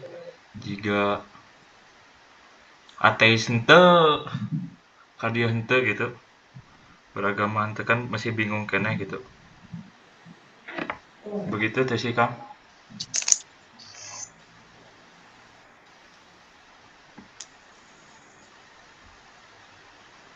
Soalnya ini lihat di Google tuh orang agnostik, orang yang meragukan atau tidak berkomitmen untuk mempercayai keberadaan Tuhan atau ketidakberadaan Tuhan atau dewa. Pokoknya nama terpercaya ka Gusti Allah, ka Tuhan. Izin Kang. Mangga, kumaha? Jadi sebenarnya mah banyak yang bertentangan gitu kan. Di sisi lain pemerintah itu memberi hak untuk beragama, kebebasan beragama kepada setiap warga negaranya. Tapi di sisi lain secara administratif harus mengikuti 5 agama itu. Jadi kan bertentangan gitu. Sebenarnya bukan di administratif aja sih sebenarnya kewajiban nama kan di realita cuman ini kayak akal-akalan buat apa sih supaya diakui gitu menjadi warga negara. Jadi banyak yang bertentangan gitu. Sebagai mahasiswa kita harus kritis akan hal itu gitu. Meskipun itu sih kewajiban pemerintah ya. Mantap. Kan itu kebetulan banget aku lagi baca websitenya Yayasan Lembaga Bantuan Hukum Indonesia mengenai artikel miskonsepsi pengakuan agama di Indonesia. Ternyata memang betul lagi diperjuangkan gitu. Kayak ada kalimat yang praktek administrasi kependudukan yang hanya mengakomodasi pengisian kolom agama terhadap imam agama tidak memiliki dasar yang sah menurut hukum. Jadi kayak birokrasi Indonesia saat ini yang wajib milih di antara 5 atau 6 agama. Sebetulnya plot twist ternyata udah dari tahun 2006 kalau masyarakat atau warga yang nggak mau dipaksa milih hanya 5 agama itu boleh di skip aja, nggak diisi agamanya, meskipun pasti solusinya di birokrasi secara kependudukan kayak bantuan kayak kesehatan, pernikahan dan lain sebagainya. Cuma at least kita tahu nih kayak dia nggak mau memasukkan dirinya masuk ke agama yang 6 itu gitu. Diskriminasi iya pasti, cuma makanya ini lagi diangkat sama Yayasan Lembaga Bantuan Hukum terkait kayak agama yang belum diakui, agama yang ini nggak ada ketentuan, nggak ada dasar hukum yang sah menurut Indonesia segala macam. Meskipun di atasnya itu disebutkan lagi-lagi kayak wayahna itu sudah ketentuan peraturan perundang-undangan, cuma waktu dibeberkan undang-undang yang mana nih gitu. Satu-satunya pasal yang menyebutkan soal pengakuan agama sembahyang itu cuma ada 1 gitu, kayak agama yang diakui ada 6 bla bla bla, tapi gak memaksa harus agama yang diakui hanya 6. Jadi kalau misalkan nggak mengikuti itu nggak akan diakui, nggak ada yang kayak gitu gitu. Itu kayak miskonsepsi yang terlanjur beredar luas di masyarakat Indonesia gitu.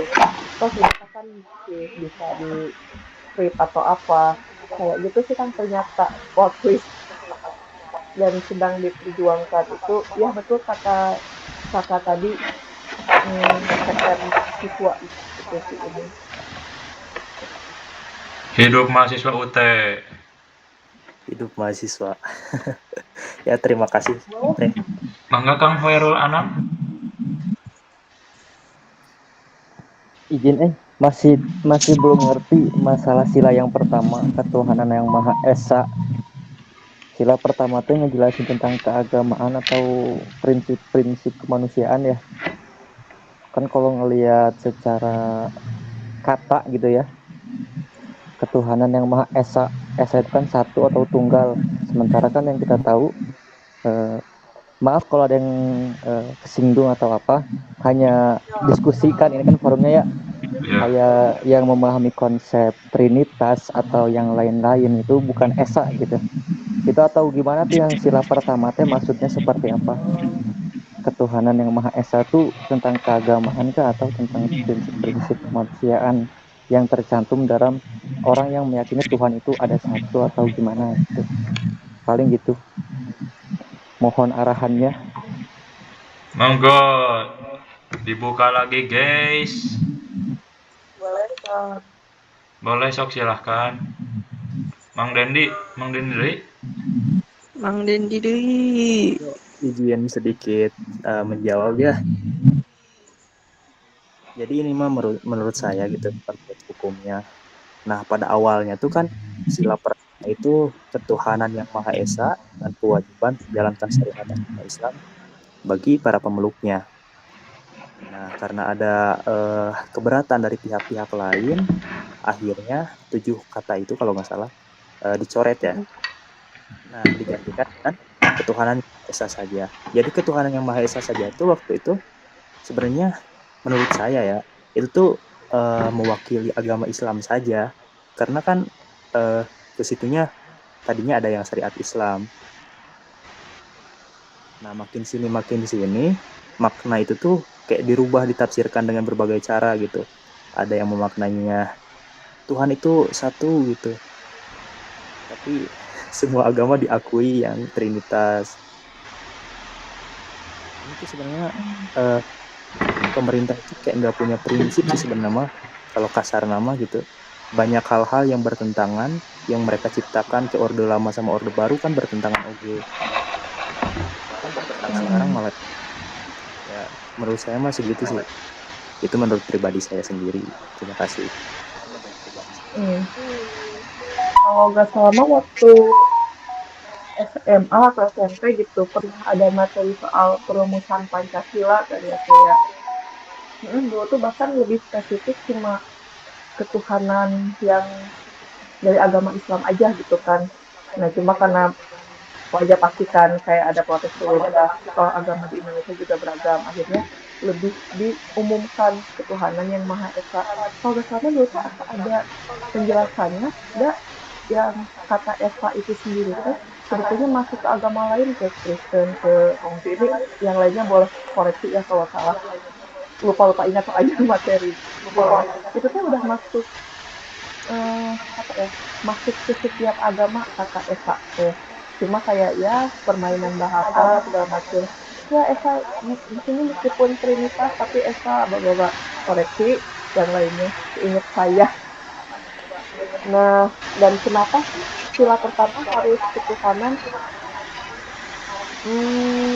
Balik lagi waktu perumusan Pancasila kayaknya dengan keterbatasan mencari informasi, mencari apa sih kayak musyawarah dengan setiap elemen masyarakat, makanya yang saat itu hadir aja ikut merumuskan Pancasila teh.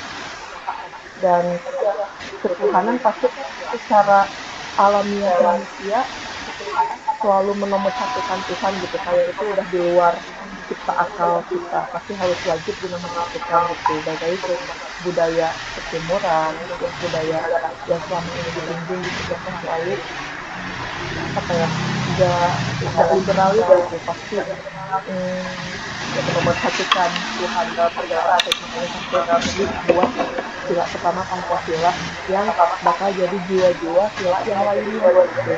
Jadi seolah kayak lu gak menerapkan sila pertama, sila yang lainnya apa ya, bukan dipertanyakan, lebih ke kurang update mungkin ya. Boleh yang lainnya kalau mau disanggah, menambahkan boleh banget gitu sih Kak. Iya. Nah, itu kan Masan nggak mengarahnya bukan ke keagamaan kan, tapi lebih ke prinsip-prinsip kemanusiaannya.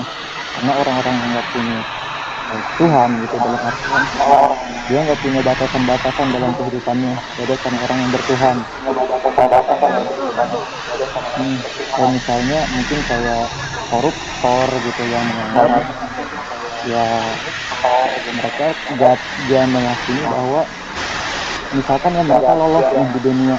Nah kan dalam konsep ketuhanan ada yang namanya hisab, ada apa gitu kan. Jadi dia nggak bakal berani buat korupsi dan lain-lain. Jadi lebih ke tentang prinsip nggak sih atau gimana ya? Mungkin kalau udah ulang itu semua konteksnya itu luas ya. Ada yang dalam segi religius,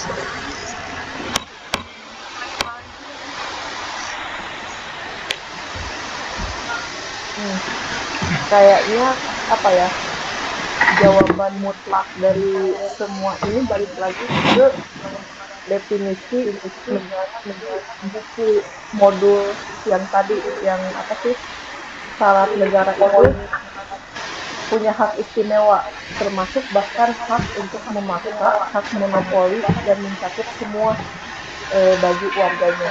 Jadi makanya kan kayak dasar negara Indonesia pasti beda dengan dasar negara yang lain gitu. Semua pasti dirumuskan based on si warga yang menjadi salah satu de facto berdirinya suatu negara gitu, dengan warga gue di sini kebanyakan ya liberalis atau apa gitu, pasti susunan negaranya beda gitu. Intinya karena kita di Indonesia, negara Indonesia yang salah satu hak istimewa negara itu adalah monopoli dan memaksa, dan wayahna para pendahulu negara itu wayahna para perundang-undangan sama dasar negara menyelipkan ketuhanan, ya gimana lagi gitu, kecuali kita seberani mengubah undang-undang sama Pancasila, gak mungkin sih. Ya sih. Jadi itu mutlak banget gitu. Bahkan seorang presiden pun kalau berani macam-macam sama Pancasila dan undang-undang, wah udah abis gitu kan. Jangankan sebagai warga gitu, ini udah mutlak banget dasar negara yang nggak bisa diubah-ubah lagi gitu. Bahkan kan udah tercantum ke hukum internasional secara de tadi gitu. Dasar negara Indonesia ini, wah kayaknya kalau sampai dirubah atau apa, nggak kebayang seribet apa gitu. Harus secara diakui lagi secara jujur dan lain sebagainya. Kayaknya kalau misalkan kasarnya mah gitu ya, nggak suka sama dasar negara Indonesia, ya mungkin sudah wajar-wajar saja gitu ya. Gitu. Ada yang mau menambahkan? Ada menyanggah atau pendapat lain? Mangga guys, sok ramekeun ya mumpung setengah jam deui. Kalau nggak ada boleh di next. Kalau terus-terusan ngebahas kayak kenapa sih dasar negara kita ini, kayaknya nggak akan ada habisnya gitu. Ayo nepi jam 2 sok jimitna bebas ya ada 24 jam. Sok daek jam sabaraha ayo geladenan. Biar berasa sleep call tapi dapat ini dapat ilmu. Iya, mau sampai aku keintikan masalah negara, awas ya. Sok mangga nu bade sleep call sakantenan. Paling kaintikeun teh Nita nya. Boleh Kang. Mau aku tuh. Kayaknya 21.30 deh. 21.30 langsung ke tes informatif. Iya, itu aja. Nggak Siapa ada Hohiro Anam bade naras apanya. deui? Kang Hairul mau boleh? Kang Hairul angkat tangan. Atau langsung tes informatif aja tuh. Papa Victor Mang Nijar lah rudat ngali Persib na ge. Salah lah, Jo. Untung henteu pan, ngadon jimit. Tunduh Macam selala joge. Mangga Kang Paridudin.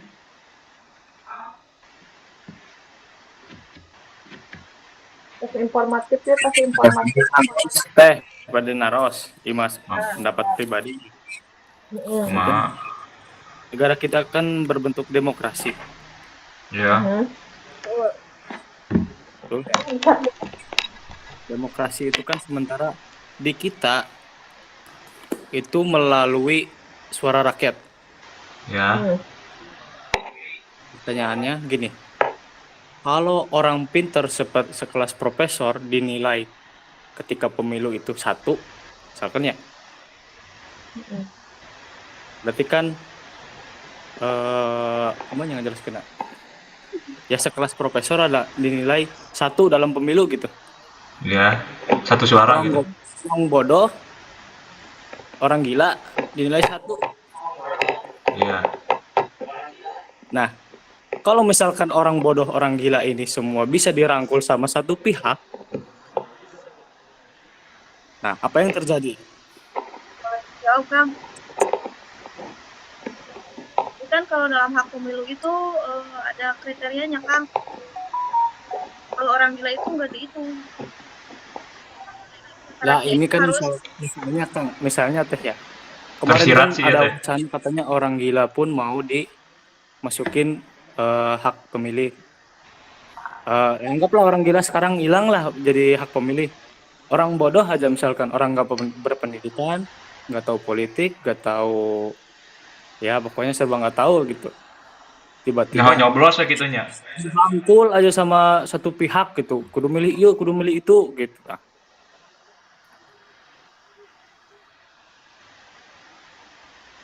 Izin jawab mungkin ya, semoga aja terjawab pertanyaannya.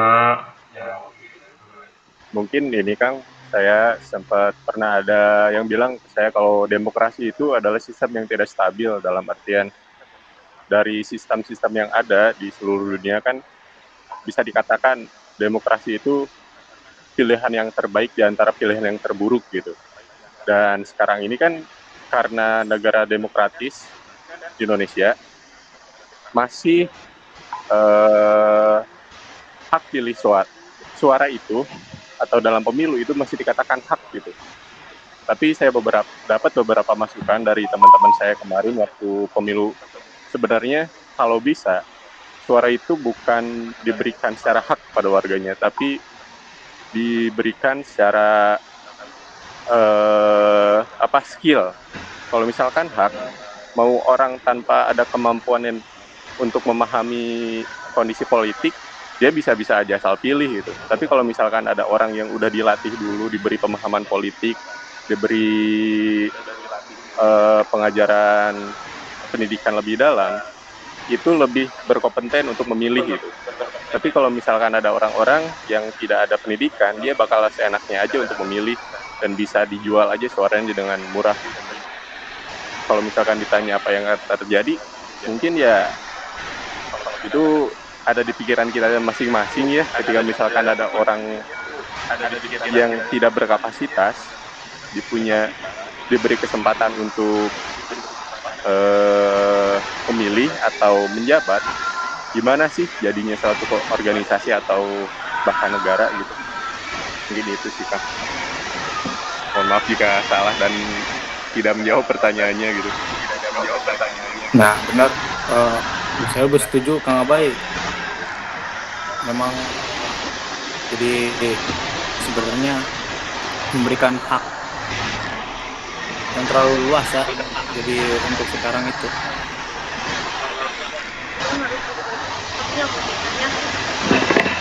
Ya, harus dirubah sistemnya. Harus dirubah Iya, negaranya juga. Pindah ke Australia ke dulu. jadi yang ditakutkan ya memang contohnya ya seperti kejadian-kejadian kemarin.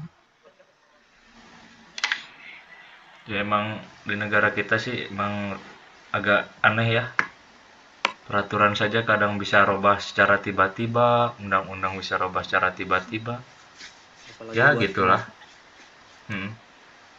apalagi Vivi Papa belum ketangkep ya bang. Udah Teu bisa ilu-ilu teriak-teriak. eta mah, punten.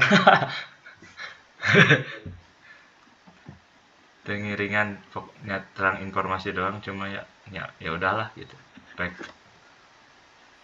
Mau Ke formatif aja yuk. Disudahkan dulu ya Teh Nita, langsung ke tes formatif aja. Boleh. Anggita boleh dimulai.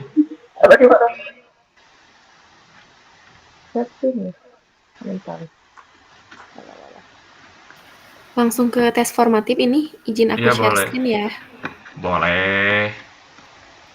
Di mute dulu aja gak apa-apa yang ditanya.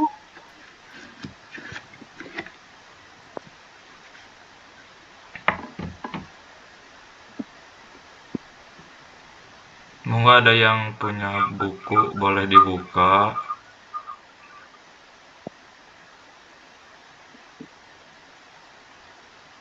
Sudah muncul belum? Sebentar. Sudah aman. Udah. Sudah ada? Oke. Udah deh. Oke.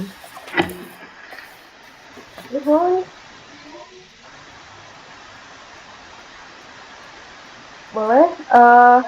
Ada yang mau jawab nomor 1 gak? Mangga nomor 1. Teh Ribi. Hayo Teh Ribi ti kamari anjay. Udah jirian, Mbak. Sok Teh Ribi. Aku izin jawab nomor 1 ya. Boleh banget. Itu kan pertanyaannya, perilaku yang mencerminkan nilai bangsa Indonesia adalah humanis, karena kalau misalkan jawabannya persekusi atau hedonisme atau individualisme itu termasuk sikap atau norma yang tidak mencerminkan nilai-nilai luhur bangsa Indonesia seperti yang ada di modul halaman 1.5 paling bawah. Sedangkan aku nyari pengertian humanis itu artinya nilai baik berdasarkan asas perikemanusiaan, pengabdian kepentingan sesama umat manusia. Jadi jawabannya D, humanis. Mantap. Betul sekali ya guys ya. Anjay. Boleh lanjut nomor 2. Makasih Teh Ribi. Angkat tangan dulu. Mas sama Teh. Yang nomor 2 boleh angkat tangan siapa yang mau.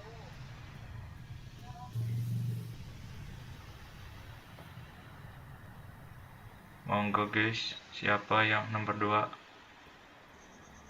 Kak Acah dari tadi tuh cangkul. Kacung wae. Ya silakan siapa? Kak Napisah deui ya guys ya. Cirian. Comeback. Di Cirian masuk Nomor 2. ngajeng. Boleh Sak. Pendidikan kewarganegaraan memiliki tanggung jawab dalam aspek di bawah ini kecuali C. Kesehatan. Bisa dilihat di modul 1.6. Pendidikan kewarganegaraan memiliki tanggung jawab secara ideologis, politik, sosial, dan moral. Jadi kan di sini disebutkan kecuali, berarti yang C. Kesehatan. Gimana Kang Ikna? Betul guys. Betul. Bang Ikna, Ya. nomor 3 aku mau jawab. Boleh. Ada suaranya nggak sih? Halo. Jelas. Pertanyaannya nomor 3 tuh, pengertian pendidikan kewarganegaraan secara filsafat meliputi perspektif di bawah ini, kecuali A. Aksiologi, B. Metodologi, C. epistemologi, D. Ontologi. Ini jawabannya yang B. Metodologi. Kenapa? Karena di modul halaman 1.6 dijelaskan oleh salah satu tokoh yang bernama Karsadi yang dikemukakan pada tahun 2018 itu pengertian pendidikan kewarganegaraan secara filsafat itu hanya ada 3. Yang pertama ontologi, yang kedua epistemologi, dan yang ketiga aksiologi. Gitu, Bang Ikna. Boleh, ya udah, Ade. Mantap. Nomor 4. Tina Sutendi, boleh. Izin menjawab buat nomor 4 ya. Boleh Pertanyaannya, banget. Mangga. pendidikan kewarganegaraan menjadi wahana pendidikan nilai moral dan pendidikan budi pekerti sehingga dapat menjadi sarana transformasi pendidikan.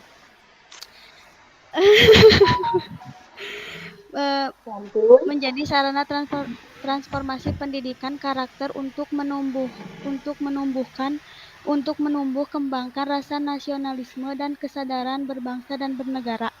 Hal ini merupakan pengertian pendidikan kewarganegaraan secara filsafat dilihat dari perspektif aksiologi. Jawabannya ada di halaman 1.7. Betul, Kang Ikna. Yes, guys. Unu salahnya tuh rame, unu salah teh. Nomor 5. Iya, Kak. Kanitra, boleh. Unu aya nu salah urang bully ya, guys. Izin menjawab, Kak. Silakan. Soal dari nomor 5. Pendidikan kewarganegaraan berobjek material yaitu nilai, moral, dan budi pekerti. Hal ini merupakan pengertian pendidikan kewarganegaraan secara filsafat dilihat dari perspektif yaitu jawabannya A. Jawabannya A.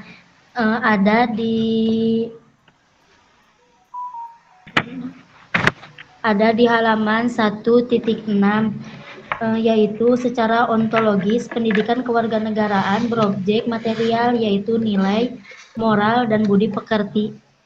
Mohon maaf Kak bila salah. Betul, Teh Metro. Ya, makasih Teh Dita. Iya, makasih banyak sudah berani jawab. Iya, Kak. Anjay. Emot popcorn. Nomor 6 ada Teh Devia. Boleh, mangga Teh. Ribi hayo we ngajawab. Kompetensi mahasiswa yang memiliki kepribadian mantap, berpikir kritis, bersikap rasional, etis, estetis, dan dinamis, berpandangan luas, dan bersikap demokrasi yang berkeadaban merupakan kompetensi dalam mempelajari pendidikan kewarganegaraan yang bersifat wajib. Nah, karena kita juga sebagai mahasiswa diwajibkan berpikir kritis agar kita dapat mendalami atau menggali informasi sehingga kita dapat mengambil keputusan yang bijak sih menurut aku ya. Jadi jawabannya C buat nomor 6. Betul, Kang Ikna? Betul.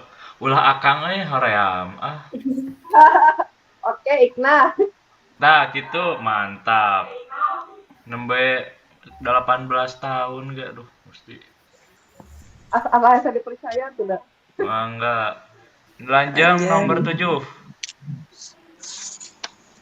Ada yang mau menjawab nomor 7. Kita scroll tolong.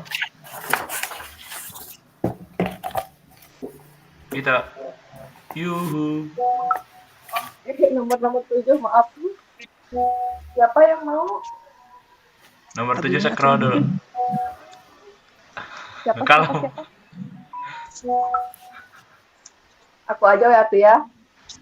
Nomor 7 scroll dulu gitu. Oh iya. Aku aja boleh? Boleh banget. Nomor 7 pertanyaannya. Kompetensi mahasiswa yang harapan menjadi ilmuwan yang memiliki rasa kebangsaan dan cinta tanah air, demokratis yang berkeadaban, menjadi warga negara yang memiliki daya saing, berdisiplin, dan berpartisipasi aktif dalam membangun kehidupan yang damai berdasarkan nilai-nilai Pancasila, merupakan kompetisi dalam mempelajari pendidikan kewarganegaraan yang bersifat A. Dasar, B. Tambahan, C. Wajib, D. Pilihan. Jawabannya itu A. Dasar. Ada di halaman 1.7 kalimat terakhir yang dalam hal ini akan paragraf terakhir. Hal ini akan mendukung mahasiswa untuk memiliki kompetisi dasar yang tersebut di soal. Gimana? Mantap, Ade. Aku ngirim reaksi buat Miss lihat ya. Nomor 8. Aku mau. Aku Siapa Sok dulu? saya. Ribi boleh? Ribi deui. Aduh. Nu sanes heula teu naon Ribi? Ya. Yang lain Satu dulu. lagi dapat piringan. Yang lain dulu gak apa-apa gak? Ya udah yang lain dulu deh. Iya, Kak Rahmad. Mangga.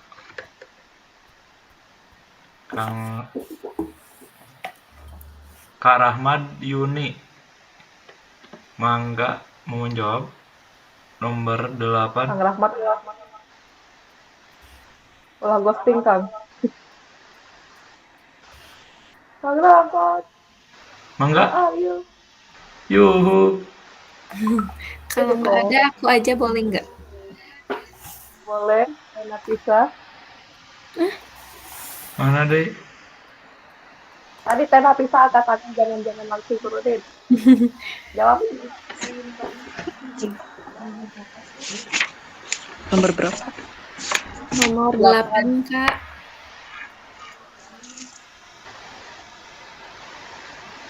Pendidikan kewarganegaraan dimaksudkan untuk membentuk peserta didik menjadi manusia yang memiliki rasa kebangsaan dan cinta tanah air adalah pengertian pendidikan kewarganegaraan menurut AUU nomor 20 tahun 2003.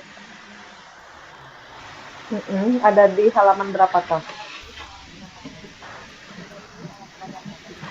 1.6. Betul. Oke, mantap. Tadi aya Kak Naya nya ngangkat tangan wae teu bosenan. Boleh sok atau nomor selanjutnya Kak Naya.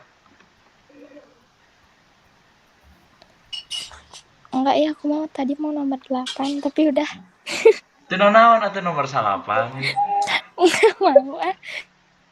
Siapa? Sok yang lain aja. Sok yang lain atuh. Saya Kak. Boleh, sok. Silahkan. Ya, terima kasih Kak. Izin menjawab ya pertanyaan soal nomor 6. Hakikat pendidikan kewarganegaraan adalah untuk membekali mahasiswa dengan kemampuan dasar dan pengetahuan mengenai hubungan antara kecuali. Itu jawabannya ada di halaman 1.6.